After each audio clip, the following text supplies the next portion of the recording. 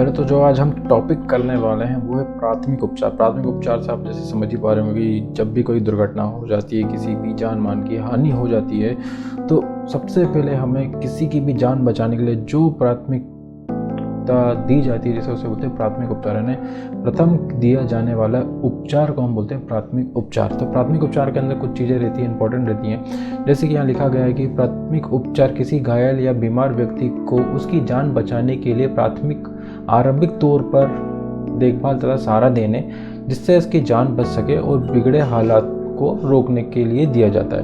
यानी इससे सीधा सीधा इसका संबंध ये है कि जब भी कोई बीमार व्यक्ति हो या कोई घायल व्यक्ति हो, उसकी देखभाल करने के लिए या उसको सहारा देने के लिए या उसकी जान बचाने के लिए जो भी उपचार या जो भी उसके साथ व्यवहार किया जाता है उसे हम प्राथमिक उपचार बोलते हैं। ना उसकी हालत को बिगड़ने नहीं देना है, पीड़ित को सुरक्षित स्थान पर पहुंचाना है, अस्पताल मेडिकल सेंटर पहुंचाने तक उचित अच्छी स्वाभाविक लाभ आराम पहुंचाना है। इन सब के माध्यम से यानी जो भी चीज़ें देती हैं, जैसे हमें मेडिकल सुविधाओं तक पहुंचाना है, मेडिकल सेंटर तक पहुंचाने तक उसे अच्छे तरीके से आराम पहुंचाना है, यानी उसे कोई तकलीफ़ नहीं होना चाहिए, इस तरीके से हमें उसे ट्रीट करना है। यह एक जीवित रक्षित सुविधा है जो उपलब्ध स्रोतों का उपयोग करके दी जाती है। यानी जो भी हमारे पास स्रोत इस टाइम अवेलेबल हैं, जैसे हम अगर किसी को बैक में लग गई यानी पीठ पे लग गई तो उसे एक सरफेस पर लिटा दिया जाता है और उसको आसपास के वातावरण को खोल दिया जाता है ताकि उसके पास अच्छी ताज़ी हवा पहुंच सके, उसको सांस लेने में कोई दिक्कत ना हो। इस तरीके से कुछ चीज़ों का ध्यान रखा जाता है। तो ये सब चीज़ों को पहले से ही संस्था में बताया जाता है, जैसे कि नीचे देख ही रहे। युवाओं को स्कूल, कॉलेज, उद्योगों के अंदर प्रशिक्षण संस्थानों आदि के माध्यम से कुशल प्रशिक्षण प्रदान करना महत्वपूर्ण है। अच्छे स्वास्थ्य निर्माण में युवाओं में यह आदत सहायक होती है। यानी जैसे आपने कई बार वीडियो देखा होगा कि किसी के गले में या सांस की नली में कुछ फूड्स या कुछ खाने की चीज़ें अटक जाती हैं, तो उसके लिए क्या करना ज़रूरी रहता है, वो सब आपने देखा होगा कि पेट पे इतना ज़्यादा प्रेशर दिया जाता है जिससे गले में फंसा हुआ खाना या सांस की नली में फंसा हुआ खाना मुंह के सहारे वो जल्दी से बाहर आ जाए। नहीं तो क्योंकि अगर वो फंसा रह जाएगा तो उससे दम भी घुट सकता है, उसको लिटा नहीं सकते हैं। पेट को इतने ज़ोर से प्रेस किया जाता है कि जिससे वो खाना बाहर निकल जाए। उसके अलावा यहाँ लिखा गया है, प्राथमिक उपचार प्रक्रिया प्रायः सरल और जीवन रक्षक तकनीक होती है, यह जो एक उचित प्रशिक्षण तथा ज्ञान प्राप्त व्यक्ति व्यवहार से में जाता है। यानी एक अच्छा तकनीक है, जीवन रक्षक तकनीक है, एक सरल तकनीक है जिससे एक उचित प्रशिक्षण और ज्ञान प्राप्त व्यक्ति व्यवहार में जाता है। जिसके पास उसका ज्ञान हो, उसका प्रशिक्षण हो, वही इस प्राथमिक उपचार को कर सकते हैं। हम नॉर्मल छोटे मोटे प्राथमिक उपचार कर सकते हैं, जैसे हमें खरोच आ गई, घाव लग गया, उस पर क्या करना है क्या नहीं। लेकिन उससे बड़े बड़े भी चीज़ें होती है, जैसे आग लग जाती है किसी को, या किसी को सर पे चोट लग जाती है, किसी के रीढ़ की हड्डी में चोट लग जाती है, किसी गले में खाना अटक जाता है और किसी की सांसें रुक जाती है, तो वो सिर्फ वही व्यक्ति कर सकता है जिसको उस चीज़ का ज्ञान हो, जिसको उस चीज़ का प्रशिक्षण हो। जैसे CRP दी जाती है, CRP वही आदमी कर सकता है जिसने उस चीज़ के बारे में सीखा हो। जो प्राथमिक उपचार है वो निम्न बिंदु यानी मुख्य बिंदु या 3 महत्वपूर्ण तथ्यों या उसके द्वारा प्रस्तुत किया जाता है। जैसे कि जीवन बचाना, एक जीवन बचाने के ऊपर वो रहता है कि किस तरीके से हम जीवन बचा सकते हैं किसी का भी, कैसे हमें जीवन बचाना है। उसके अलावा आगे होने वाली क्षति को रोकना, हमें किस प्रकार से आगे होने वाली क्षति यानी कोई भी नुकसान है उसको हम किस तरीके से रोक सकते हैं। और स्वास्थ्य द्वारा स्वास्थ्य लाभ को बढ़ावा देना, यानी हमें किस तरीके से हम प्राथमिक उपचार द्वारा किसी की भी चोट को स्वास्थ्य में लाभ पहुँचाया जा सकता है, इससे थोड़ा सा रुका जा सकता है, उसको किस तरीके से हमें जख्मों को करना है, यानी किस तरीके से हमें ट्रीट करना है, उस तरीके से प्रमोट रिकवरी, किस तरीके से हम रिकवरी को प्रमोट कर सकते हैं, वो इन सब चीज़ों पे ध्यान दिया जाता है। जो प्राथमिक उपचार होता है उसे 3 तरीके से किया जाता है। प्राथमिक उपचार का ABC यानी ABC of first aid. ABC का जो तात्पर्य रहता है वो रहता है हवा नली, श्वसन प्रक्रिया या परिसंचरण, इन सब से यानी सर्कुलेशन है, किस तरीके से हमारा परिसंचरण यानी सर्कुलेशन हमारा कैसे हो रहा है। तो जो एयरवेज जिसे हम बोलते हैं हवा नली, एयरवेज वायु मार्ग, तो इसका ए से इसका मीनिंग रहता है एयरवेज, और इसके अंदर जो देखा जाता है वो देखा है वायु मार्ग को निश्चित कर लेना चाहिए कि यह रोगी का सही है, यानी रोगी का जो वायु मार्ग है यानी वायु जो निकलती है, हम जो सांस लेते हैं वो सही है या नहीं है, इसका ध्यान देना चाहिए। अर्थात ध्यान देना चाहिए कि रोगी का श्वास मार्ग साफ हो, आपातकाल के आशंका अनुसार परिस्थितियों को समझ लेना चाहिए। यह कभी भी यह कारण हो सकता है। अगर हमारा एयरवे, जो हमारा श्वसन का जो मार्ग है, एयरवे है, जो हमारी जो नाक से हवा जाती है, मुंह से हवा जाती है, अगर उसमें कोई भी रुकावट हो तो हमारे जीवन को खतरा हो सकता है। उसके अलावा जो श्वसन यानी ब्रीथिंग, यदि श्वसन क्रिया रुक गई हो तो पीड़ित की जल्द ही मृत्यु होने की संभावना होती है। अर्थात उसे तुरंत श्वसन प्रक्रिया में सहयोग करना चाहिए ताकि अगली क्रिया को पूरा किया जा सके। इस प्रकार निम्न उपचार द्वारा प्राथमिक उपचार किया जाता है। यानी ब्रीथिंग की प्रॉब्लम, अगर उसकी ब्रीथिंग रुक गई है, अगर उसकी सांस रुक गई है, तो हमें उसे किस तरीके से सांस देना है, उसकी सांसों को किस तरीके से चालू करना है, उस पर ध्यान दिया जाता है प्राथमिक उपचार के अंदर। जो प्राथमिक उपचार है, तो ये प्राथमिक उपचार का ABC है। इन सबसे पहले इन चीज़ों पे ध्यान दिया जाता है कि उसका एयरवेज क्लियर है या नहीं है, उसके कहीं नाक में या मुंह में कुछ फंसा तो नहीं है, उसके अलावा ये सही से सांस ले रहा है कि नहीं, ये सब चीज़ों का ध्यान दिया जाता है। उसके अलावा जो C है वो होता है परिसंचरण। परिसंचरण का मतलब होता है सर्कुलेशन। सर्कुलेशन यानी हमारे जो रक्त संचार है, रक्त का जो रक्त परिसंचरण या रक्त सर्कुलेशन है द्वारा व्यक्ति जीवित रहता है। अतः प्राथमिक उपचारकर्ता को CRP पद्धति के द्वारा इसका परीक्षण प्राप्त होना चाहिए। यानी किस तरीके से हमारा ब्लड सर्कुलेशन जा रहा है, प्रॉपर जा रहा है कि नहीं है, क्योंकि हमारा जो ये सबसे पहला रहता है, अगर हमारा ये तीनों आपस में जुड़े हुए हैं, आप देखेंगे तो जो ABC है वो आपस में जुड़े हुए हैं। अगर हमारा एयरवेज क्लियर होगा तो हम ब्रीथिंग ले पाएंगे। अगर हमारी ब्रीथिंग अगर अच्छे से होगी तो हमारा हार्ट रक्त को यानी खून को अच्छे से पूरे शरीर तक पंप कर पाएगा और हम जीवित रहेंगे। तो सबसे पहले इन सब चीज़ों को देखा जाता है प्राथमिक उपचार के अंदर। प्राथमिक उपचार एक ऐसी क्रिया है जिसके अंदर हम किसी भी मरीज को या किसी भी घायल व्यक्ति को हम बचाते हैं। तो ये सब चीज़ों का ध्यान देना पड़ता है और कुछ नहीं। इसमें एयरवेज एक मेन होता है, उसके अलावा ब्रीथिंग और उसका सर्कुलेशन, ये तीनों को देखा जाता है। इसके ऐसा नहीं कि हम सिर्फ एक चीज़ को देखेंगे, हमें तीनों को देखना। अगर कोई भी घायल व्यक्ति हमें मिलता है या कोई भी ऐसी दुर्घटना हो जाती है, सबसे पहले उसका एयरवेज देखा जाता है कि उसका एयरवेज क्लियर है या नहीं है। एयरवेज से मतलब नाक और गले के अंदर कुछ अटका तो नहीं है। उसके अलावा उसकी ब्रीथिंग देखी जाती है कि उसका जो ब्रीथिंग है, जो वो सांस ले रहा है, वो सही से ले रहा है या नहीं ले रहा है, या उसकी सांस रुकी हुई है तो उसे CRP द्वारा सांस दी जाती है। उसके अलावा और उसके अंदर जो परिसंचरण है, सर्कुलेशन है, हमारे रक्त का जो संचार है, जो सर्कुलेशन है, वो सही से हमारी बॉडी में हो रहा है या नहीं हो रहा है। अगर नहीं हो रहा तो उसको CRP पद्धति के द्वारा उसको दिया जाता है। और वो कौन करता है? जिसको CRP का ज्ञान हो या प्रशिक्षण प्राप्त हो, उसको CRP किस तरीके से देना है, वही व्यक्ति इसको कर सकता है। जब प्राथमिक उपचार दिया जा रहा हो तो कुछ नियमों का पालन आवश्यक है।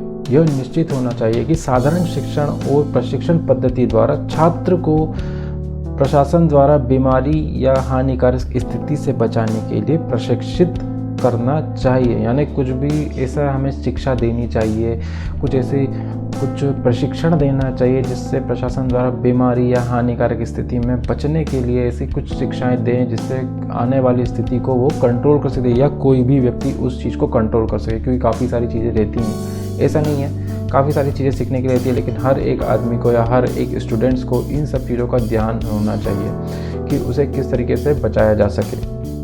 जो इसके अंदर जो पहला पॉइंट आता है वो आता है घबराएं नहीं, नॉट टू गेट पैनिक। ठीक है, नॉट टू गेट पैनिक यानी घबराहट एक ऐसी भावना है जो स्थिति को अधिक खराब कर सकती है या कर देती है। प्रायः लोग गलती कर बैठते हैं क्योंकि वे घबरा जाते हैं। अज्ञानता और गलती घबराहट का ही एक परिणाम होती है। यानी ये जो बोलना चाह रहा है वो बोल रहा है कि घबराना नहीं चाहिए। अगर कोई भी ऐसी घटना हो गई है तो उसमें हमें अच्छे से शांति के साथ फैसले लेने चाहिए। घबराहट से या अज्ञानता या घबराहट से परिणाम हो जाते हैं। ऐसे जो अगर हम घबरा जाते हैं तो अज्ञानता वाले या गलती से घबराहट का कारण हमारे ऐसी कुछ स्थिति उत्पन्न हो जाती है जिससे हम अपना संतुलन खो बैठते हैं और हम गलत तरीके से उस पर व्यवहार कर बैठते हैं, गलत व्यवहार कर बैठते हैं, गलत तरीके से हम गलती कर बैठते हैं। हम सीधा सीधा ये बोल सकते हैं कि प्राथमिक उपचारकर्ता को शांत और स्थिर दृष्टिकोण की आवश्यकता होती है। यानी जो प्राथमिक उपचार करता है, जो प्राथमिक दे रहा है, उसे शांत रहना चाहिए, एक स्थिर दृष्टिकोण रखना चाहिए कि हाँ मुझे इस तरीके से इसे जांचना है। यदि प्राथमिक उपचारकर्ता को शांत और दृष्टिकोण की आवश्यकता होती है, यदि प्राथमिक उपचारकर्ता घबराए या डरने लगे तो परिणाम स्वरूप वह गलती कर बैठेगा जो कि नुकसानदायक हो सकता है। यानी कि ये बोलना चाह रहा है अगर जो प्राथमिक उपचार कर रहा है अगर वो घबरा जाता है या डर जाता है तो उसके परिणाम स्वरूप क्या हो सकता है, वो ऐसी कुछ गलतियां कर सकता है जिसके कारण आपको नुकसान हो सकता है, यानी आपको नुकसान हो जाएगा। कुछ भी हो सकता है, सामने वाले की स्थिति और नाजुक हो सकती है, या आपको भी खुद के ऊपर कॉन्फिडेंस होना चाहिए कि हाँ मैं ये सही कर रहा हूँ, हमें किस तरीके से करना है, अगर जो भी व्यक्ति उस चीज़ को देखता है। ऐसे लोगों को पीड़ित व्यक्ति से दूर रहना चाहिए, यानी जो घबरा जाते हैं, जल्दी डर जाते हैं, तो उन्हें ऐसे व्यक्तियों से दूर रहना चाहिए। उन्हें प्राथमिक उपचार की इस श्रेणी में नहीं घुसना चाहिए। घबराए हुए व्यक्ति को आकस्मिक परिस्थिति में वे जानते हैं कि क्या करना चाहिए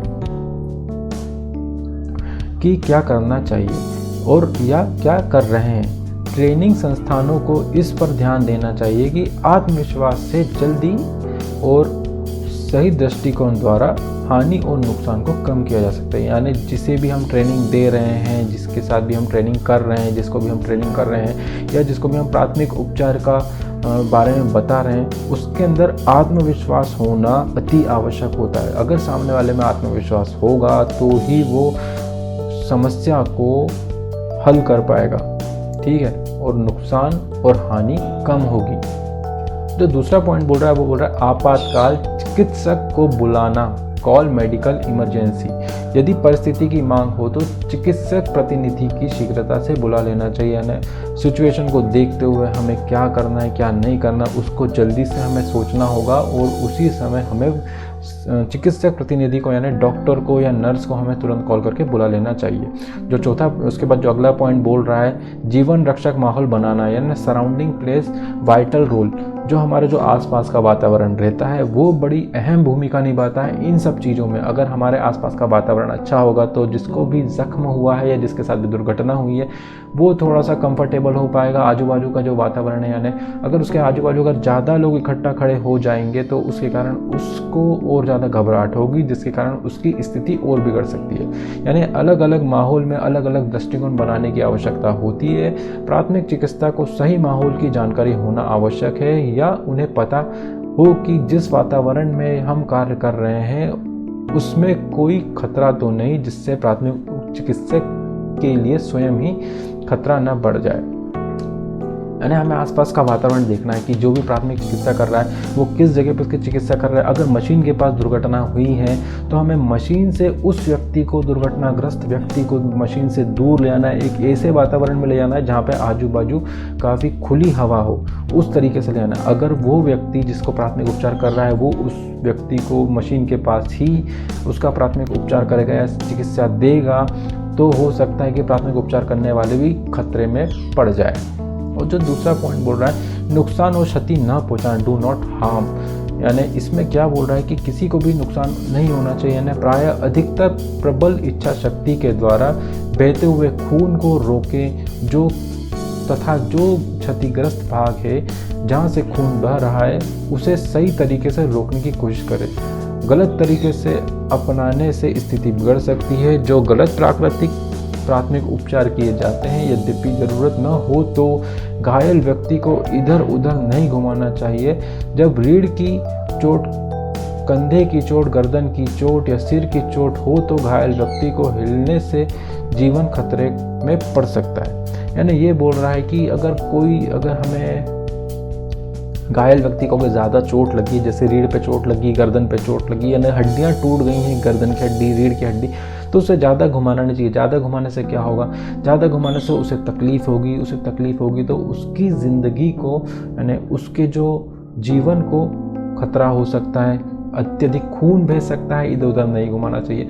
हमें ये सब का पता रहना चाहिए कि कब किस व्यक्ति को कितनी चोट लगी और किस समय हमें उसे ले जाना चाहिए, या उसे ले जाने के लिए हमें एम्बुलेंस या डॉक्टर को बुलाना चाहिए। जो नेक्स्ट पॉइंट बोल रहा है वो पुनः आश्वासन, यानी री इंश्योरेंस। यानी घायल व्यक्ति से बात करके बढ़ावा देते हुए आश्वासन देना चाहिए।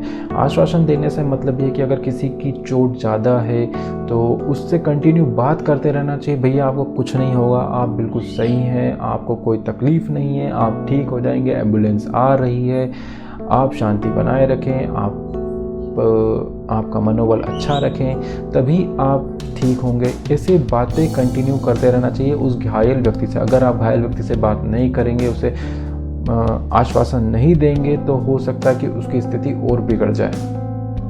तो नेक्स्ट पॉइंट बोल रहा है, वो बोल रहा है रक्त बहाव को रोकना, स्टॉप द ब्लीडिंग। घायल व्यक्ति को कई रक्त बह रहा हो तो बहने से रोकने के लिए घाव के स्थान पर दबाव डालिए। यानी जहाँ भी गहरा घाव लग गया, जैसे सर पे अगर गहरा घाव लग गया तो उस जगह से निकलते हुए खून को रोकने की कोशिश करना चाहिए और उसको भी सही तरीके से कोशिश करना चाहिए। ऐसा नहीं कि हम गलत तरीके से उससे दबाव डाल रहे हैं। हमें जहाँ भी जैसे हाथों में कट लग गया हो, गहरा कट लग गया हो, उसमें से कंटिन्यू खून बह रहा है तो उसे हमें खून बहने को रोकना चाहिए, क्योंकि अगर हमारे शरीर से अत्यधिक खून बह जाएगा तो उससे भी हमारे जीवन को नुकसान हो सकता है। जो नेक्स्ट पॉइंट है वो है गोल्डन आवर्स। तो गोल्डन आवर्स के अंदर क्या आता है, भारत के अस्पतालों में खतरनाक चिकित्सा समस्याएं जैसे कि सिर की चोट, बहुआयामी हादसा, हार्ट अटैक, स्ट्रोक्स आदि के लिए बेहतरीन तकनीक है, पर मरीज को फ़ायदा नहीं पहुंचता क्योंकि उनको यह तकनीक समय पर उपलब्ध नहीं होती। इस स्थिति में आरंभिक 30 मिनट में प्राय तुरंत मरने की संभावना सर्वाधिक होती है।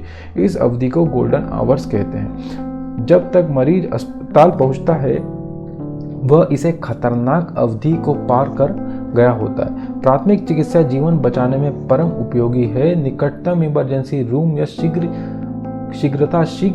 तथा सुरक्षा पूर्वक संभालने में और पहुंचने में यह आवश्यक होती है। समय जितना कम लगता है उतनी अच्छी चिकित्सा दी जा सकती है। यानी किसी भी तरीके की बीमारी हो, जैसे हार्ट अटैक आया हो, स्ट्रोक आया हो या सर के ऊपर कोई भारी चीज़ गिर गई जिसके कारण चोट लग गई हो, तो उसके अंदर जो प्रथम 30 मिनट रहते हैं वो बहुत आवश्यक होते हैं। अगर वो 30 मिनट के ऊपर निकल जाते हैं तो उसमें मरने की संभावना अत्यधिक रहती है। लेकिन अगर आप 30 मिनट के अंदर आप किसी भी संस्था में या हॉस्पिटल पहुंच जाते हैं या डॉक्टर के पास पहुंच जाते हैं तो उससे संभावनाएं कम हो जाती है मरने की। तो याद रखिए कि अगर आपसे कोई भी क्वेश्चन पूछता है कि गोल्डन आवर्स क्या रहते हैं, तो इस स्थिति में चोट लगने के बाद 30 मिनट में प्राय तुरंत मरने की संभावना सबसे अधिक रहती है, प्रारंभिक 30 मिनट में। यानी प्रारंभिक 30 मिनट से पहले हमें किसी भी तरह डॉक्टर तक पहुंचना, अगर 30 मिनट के बाद पहुंचते हैं तो उसमें मरने की संभावना अत्यधिक बढ़ जाती है। जो नेक्स्ट पॉइंट है वो बोल रहा है स्वच्छता बनाए रखें, मेंटेन हाइजीन। सर्वप्रथम प्राथमिक चिकित्सा प्रदान करने वाले की अपने हाथ धोकर सोख लेने चाहिए, दस्ताने पहनने चाहिए ताकि संक्रमण से बचाव जा सके। स्वच्छता बनाए रखिए। अगर हम किसी का प्राथमिक उपचार करने जा रहे हैं, उसको सामने वाले को चोट लगी हुई है, तो हमें अपने गंदे हाथों से उसका इलाज नहीं करना, उसे चिकित्सा प्रदान नहीं करना। उसके लिए हमें हाथों को अच्छे तरीके से साबुन से धोना है, सैनिटाइज करना है, उसके बाद हमें उसका इलाज करना है। साफ सफाई करना और ड्रेसिंग करना। बैंडेज लगाने से पहले हमेशा घाव को स्वच्छ पानी से पूरी तरह से साफ करना चाहिए ना, स्वच्छ करना चाहिए। अगर हम किसी भी ड्रेसिंग कर रहे हैं, पुराने घाव को देख रहे हैं, तो सबसे पहले उस घाव को हमें साफ करना है डिटॉल या किसी भी एंटीसेप्टिक से। उसके बाद हमें उस पर वापस पट्टी लगानी है। उसके अलावा जो है काट या खुले जख्म पर कोई दवा नहीं लगानी चाहिए। CRP, तो जो अगला टॉपिक है वो CRP। CRP क्या है? कार्डियो पल्मोनरी रिसिस्टेशन, जीवन रक्षक हो सकता है। यानी जो ये भी है एक जीवन रक्षक तरीका है। यानी CRP में जीवन को बचाया जा सकता है। यदि कोई CRP जानता है तो आपके सामने किसी व्यक्ति को सांस लेने में समस्या हो रहा है तो आप तुरंत से CRP की प्रक्रिया शुरू करें। अगर यदि आपको CRP की जानकारी नहीं है तो उसकी कोशिश न करें, उसे कुछ नुकसान भी हो सकता है। कुछ लोग इसे गलत तरह से करते हैं। इसे भीड़ भाड़ वाली जगह में करने का प्रयत्न ना करें। अगर किसी बेहोश व्यक्ति के आसपास काफ़ी लोग होते हैं तो यह प्रक्रिया सही नहीं हो पाती, लेकिन अगर इस क्रिया को बहुत कुशल या सावधान से किया जाए तो यह बहुत लाभदायक होती है। इनका कहने का मतलब है कि एक CRP एक ऐसी प्रोसेस है जिसके अंदर हम अपनी सांसों को दोबारा से चालू कर सकते हैं। तो इसके लिए हमें ध्यान रखना होगा कि अगर किसी भी व्यक्ति को CRP देना है तो सिर्फ वही CRP करे जो इसके बारे में अच्छे से जानता हो। गलत तरीके से CRP देने से और कोई प्रॉब्लम भी हो सकती है, क्योंकि CRP जो दी जाती है चेस्ट को दबाया जाता है लगभग 1 इंच से 2 इंच 1 इंच तक दबाया जाता है, आधे से 1 इंच तक दबाया जाता है हार्ट के पास, मुंह से सांस दी जाती है। तो उसके अंदर भी काफ़ी अगर ज़्यादा प्रेशर लग जाए तो उससे भी प्रॉब्लम हो सकती है, हमारी रीढ़ की हड्डियाँ जो हैं, जो पसलियाँ हैं वो टूट सकती हैं। उसके अलावा कंटिन्यू लगातार CRP दी जाती है, यानी कंटिन्यू हार्ट के ऊपर प्रेशर डाला जाता है, लगभग 1 मिनट में 40 बार या 35 बार शायद प्रेशर डाला जा सकता है, ये मैं श्योर नहीं, एक बार आप लोग श्योर कर लीजिएगा।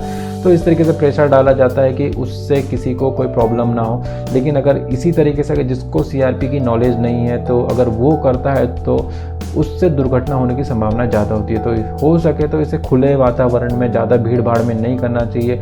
जो कुशल है इसमें या साधनों में किया जाता है तो उससे लाभ हो सकता है, लेकिन अगर कोई अर्ध कुशल या जिसको उसका ज्ञान नहीं है वो करेगा तो इससे आपको प्रॉब्लम भी हो सकती है। मृत्यु की घोषणा करना, हादसे की जगह पर व्यक्ति की मृत्यु की घोषणा कर देना सही नहीं होता है। इसके लिए किसी कुशल मेडिकल डॉक्टर की आवश्यकता होती है। यानी हम जैसे भी हैं, हम ज़्यादा भीड़ भाड़ वाले इलाके में, तो अगर हम उसी समय हम बोल दें कि भैया ये आदमी मृत हो चुका है या मर चुका है, तो ये सही नहीं होगा, क्योंकि उस टाइम पूरी जगह पे पैनिक फैल जाएगा। तो यह काम सिर्फ वही करे जो कुशल मेडिकल डॉक्टर हो, वही कर सकता है। इसके अलावा और किसी को नहीं करना चाहिए। जो नेक्स्ट पॉइंट बोल रहा है वो बोल रहा है आपातकालीन की स्थिति में कैसे सूचित करें। आपातकालीन की स्थिति सबसे सरल कार्य में से एक लगता है, परंतु जब तक आप इस स्थिति में ना आते हो तब तक आप इनकी महानता नहीं समझ सकते। हादसे के कारण दिमाग काम करना बंद कर देता है, आसपास इकट्ठा हुई भीड़ कोई काम नहीं आती, ना ही सड़क पर हुए हादसे इस बात का बड़ा प्रमाण है।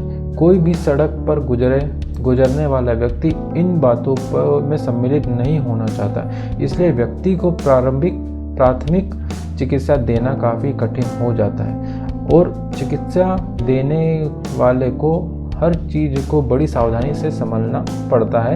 एम्बुलेंस को सूचित करना आदि ऐसी घटनाओं में मोबाइल फ़ोन काफ़ी काम आते हैं। ऐसी स्थिति में समस्या से निपटने के लिए नीचे कुछ निर्देश दिए गए। तो वो निर्देश नॉर्मली हैं, जैसे कि आप जान रहे हैं कि किसके से सूचित करना है, किस तरीके से सूचित करना है। तो जैसे कि आप लोग जानते हैं कि हम जब भी सड़क पे जाते हैं, हम कोई एक्सीडेंट देखते हैं तो आसपास की भीड़ का कोई मतलब नहीं रहता है, क्योंकि वो इन सब चीज़ों पे ध्यान नहीं देती हैं। तो हमें याद रखना है कि हमें किस तरीके से काम लेना है, कैसे काम लेना है। हमें शांति से ध्यानपूर्वक, दिमाग काम करना बंद करता है जब भी एक्सीडेंट हम देख लेते हैं, तो दिमाग हमारे यार ये क्या हो गया, इस तरीके की स्थिति पैदा हो जाती है। तो इन सब से हमें दूर रहना है और हमें अपने हिसाब से प्राथमिक उपचार किस तरीके से देना है, कैसे इमरजेंसी सर्विसेज को बुलाना है, उन सब पे ध्यान देना ज़रूरी है। तो ये कुछ पॉइंट दिए गए हैं, वो कुछ ऐसे हैं कि अगर कोई हादसा आपके सामने हो रहा हो तो फ़ोन पर पूरे हादसे को सूचित करें। हादसे को सूचित करें यानी जो भी हादसा आपके सामने होता है उसे पूरी, जिसे भी आपने फ़ोन किया उसे फ़ोन कर बताएं भैया ये हादसा इधर इधर हो गया और इस तरीके से हुआ है, तो उस हिसाब से वो अपने फैसिलिटी भेजेगी। यदि आप किसी आग की सूचना दे रहे हो तो पूरी घटना की जानकारी दें कि इस बिल्डिंग में इस जगह पे यहाँ पे आग लगी और इतने लोग फंसे हुए हैं। आपके सामने अगर कोई खतरनाक हादसा होता है तो उसका पूरा विश्लेषण दें। पूरा विश्लेषण से संबंध ये है कि भैया इस जगह पे ये हादसा हुआ, ये ट्रेन यहाँ से आई, या ये बस इधर पे आई, ये इधर से गिर गई, या ऐसा। ये खतरनाक हादसे के अंदर आते हैं, खाई से गिर जाना या कुछ ऐसी स्थिति हो जाना, तो वो एक खतरनाक स्थिति होती है। अगर कोई कार दुर्घटना होती है तो उसकी जगह कार की पंजीयन संख्या, लोगों की संख्या सूचित करें। यानी अगर कहीं कार का दुर्घटना हो गया है तो उसका जो पंजीयन यानी जो रजिस्ट्रेशन नंबर है वो बताना चाहिए, भैया इस रजिस्ट्रेशन नंबर की गाड़ी एक्सीडेंट हो गई है, इसके अंदर इतने लोग थे, तो ये सब बताना चाहिए। इससे जो हमारी आपातकाल में जो स्थिति हो जाती है वो और सरल हो जाती है। किसी को भी इमरजेंसी सर्विसेज जैसे पुलिस को हम बताते हैं तो पुलिस वो गाड़ी के पंजीयन से उनके घर तक पहुँच सकती है। ये सब चीज़ें रहती हैं। और उसके अलावा जो है आपातकाल सुविधाओं को बुलाना।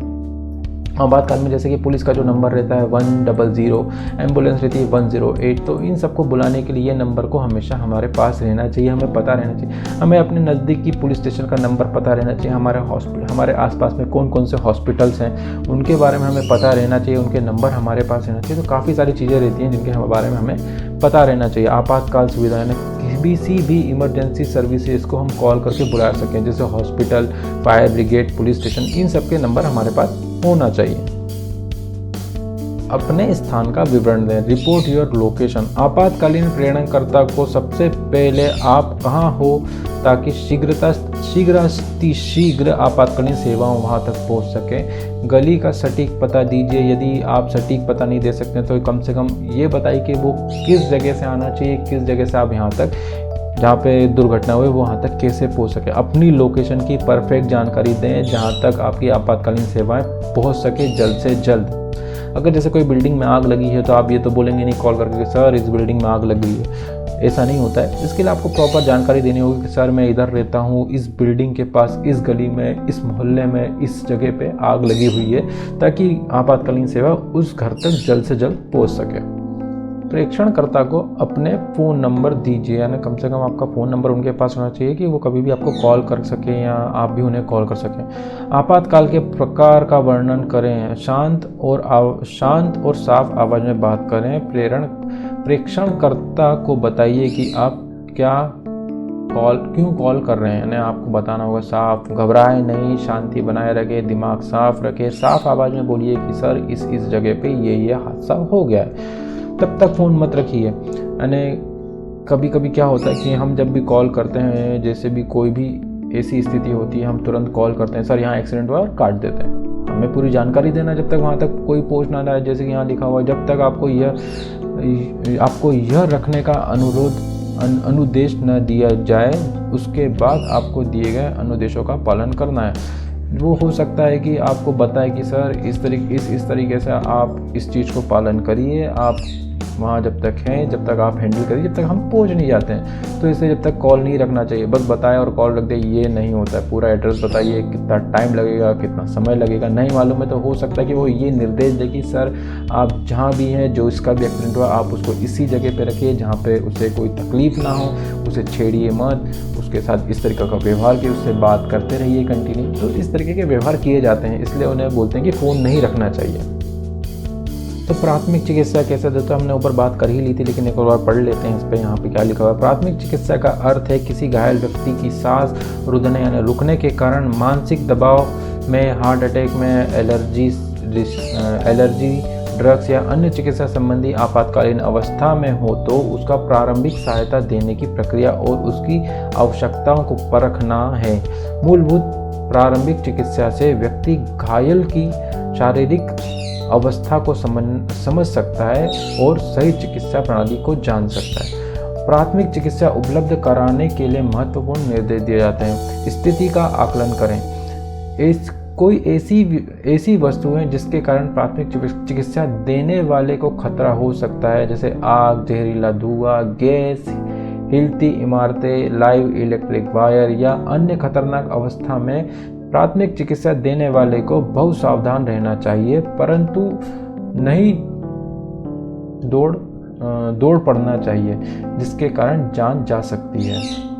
ठीक है। उसके अलावा हमने ABC के बारे में बात कर ही ली थी। ABC में जो एयरवेज व्यक्ति की सांस रुकावट होने है क्या, ब्रीथिंग यानी सांस आ रही है कि नहीं, सर्कुलेशन हमारी नाड़ियों में प्रॉपर तरीके से ब्लड फ्लो हो रहा है कि नहीं, इन सब की जानकारी लेना। उसके अलावा घायल व्यक्ति को स्थानांतरित करने से बचें। जब तक अत्यधिक खतरा ना हो तब तक घायल व्यक्ति को स्थानांतरित यानी ट्रांसफ़र करने से बचें। घायल व्यक्ति को ट्रांसफ़र करने से घाव और बिगड़ सकता है और विशेषकर रीढ़ की हड्डी में हुई ईजा यानी रीढ़ की हड्डी में लगी चोट के कारण ज़्यादा प्रॉब्लम हो सकती है। अगर रीढ़ की हड्डी में चोट लगी और उस समय उसको ट्रांसफ़र किया जा रहा है तो उसमें ज़्यादा खतरा हो सकता है। ट्रांसफ़र कैसी स्थिति में करना चाहिए, जब हमें अति आवश्यक हो या जब हम ऐसी जगह पे हो जहाँ पे बहुत ज़्यादा खतरा हो, तभी उसे ट्रांसफ़र करना चाहिए। उसके अलावा कॉल इमरजेंसी सर्विस, आपातकालीन सेवाओं को बुलाना। जितना जल्दी संभव हो सके उतना जल्दी सहायता के लिए कॉल कीजिए या किसी के कॉल करने के लिए कहें। यदि दुर्घटना स्थल पर आप अकेले हों तो सहायता बुलाने से पहले सांस को पुनः चालू करें। घायल व्यक्ति को देखभाल वंचित अकेला ना छोड़ें। यानी ये कहना चल रहा है, अगर आप किसी भी दुर्घटनाग्रस्त क्षेत्र पर अकेले हों और आपके साथ कोई घायल व्यक्ति हो तो सबसे पहले उसकी सांसों पे ध्यान दीजिए, उसको CRP दीजिए, उसकी सांसों को चालू करिए, फिर उसी के पास खड़े रहिए और फिर बाद में आपातकालीन सेवा को कॉल करिए। घायल की प्रकृति को जानें, प्रक्रिया को जांचें। यदि व्यक्ति बेहोश है तो उसे हिलाकर या बात करके उसे होश में लाने की प्रयत्न करें। यानी अगर घायल उसकी जांच करें ना, उसे बेहोश नहीं होने चाहिए। व्यक्ति बेहोश है तो उसे हिलाकर जगाएं। सर आप कहाँ से हैं, किधर से हैं, कहाँ रहते हैं, क्या करते हैं, इन सब चीज़ों को बात करते रहिए और उसे होश में रखने की कोशिश करिए, तभी आप उसकी सेफ्टी कर पाएंगे। यदि व्यक्ति कोई प्रतिक्रिया नहीं दे पा रहा है तो सावधानीपूर्वक उसे बाजू की ओर पलटिए और उसके सांस मार्ग खोलिए। ठीक है, ये एक बड़ा इंपॉर्टेंट चीज़ है ना। स्वास्थ्य लाभ की अवस्था। यदि कोई बेहोश व्यक्ति है जिसको होश में नहीं है तो उसको देखिए, सुनिए, महसूस कीजिए, सांस लेने के इशारों को समझिए। बेहोश हुए व्यक्ति को छाती पर ध्यान दीजिए और उसकी धड़कनों को सुनने की कोशिश कीजिए। इससे ही पता चल पाएगा कि उस व्यक्ति को कोई प्रॉब्लम तो नहीं हो रही है, या सांस ले रहा है, जीवित है, धड़कनें चालू हैं या नहीं है, क्योंकि ऐसे समझ में नहीं आता है। खून बहाव, सदमा या कुछ अन्य समस्याओं का इलाज। खून रोकना, स्टॉप ब्लीडिंग, झटकों का इलाज, घुटने के कारण जले का इलाज, मस्तिष्क आघात का इलाज, यानी सभी अलग अलग प्रकार से अलग अलग लक्षण होते हैं। उन सब का इलाज हमें किस तरीके से करना है, वो सब चीज़ों पे ध्यान देना है। और हमें क्या नहीं करना चाहिए, सबसे इम्पोर्टेंट रहता है हमें क्या नहीं करना चाहिए। हम कर तो लेते हैं, हम प्राथमिक उपचार दे देंगे, सब दे देंगे, हमें क्या उसमें नहीं करना चाहिए। बेहोश व्यक्ति को कुछ न खिलाएं न पिलाएं। अगर आदमी बेहोश है तो उसे कुछ खिलाना नहीं चाहिए, उसे कुछ पिलाना नहीं चाहिए। व्यक्ति को अकेला नहीं छोड़ना चाहिए। बेहोश व्यक्ति के सिर के नीचे तकिया न रखें। बेहोश व्यक्ति के चेहरे पर चप्पत यानी चाटे ना मारे। होश में लाने के लिए चेहरे पर पानी न छिड़के, यानी उसे जगाने के लिए उसको हिलाना चाहिए, ना कि उसके चेहरों पर थप्पड़े मारना चाहिए, और ना ही पानी छिड़कना चाहिए। उसको जगाने की कोशिश करें। तो ये सब चीज़ें थी इसके अंदर, जिसके अंदर आप पढ़ रहे हैं वो है प्राथमिक उपचार। तो प्राथमिक उपचार के अंदर ज़्यादा चीज़ें आती नहीं है, वैसे काफ़ी कम चीज़ें, लेकिन जानना काफ़ी ज़रूरी है कि क्या क्या चीज़ों को हमें करना चाहिए और क्या क्या चीज़ों को नहीं करना चाहिए। जो सबसे इसके अंदर इंपॉर्टेंट देखने को मिलता है वो मिलता है आपका CRP, उसके अलावा ABC क्या होता है, उसके अलावा जो 30 मिनट से गोल्डन आवर्स वो क्या होता है, हमें ब्लड को कैसे रोकना चाहिए, हमें क्या नहीं करना चाहिए। ये छोटी छोटी चीज़ें हैं, वो हमें क्वेश्चन पूछ लिए जाते हैं, तो उन सब चीज़ों का हमें ध्यान रहना चाहिए। तो मैं आपको मिलता हूँ आगे वाले टॉपिक के साथ, अभी के लिए इतना ही। Thank you.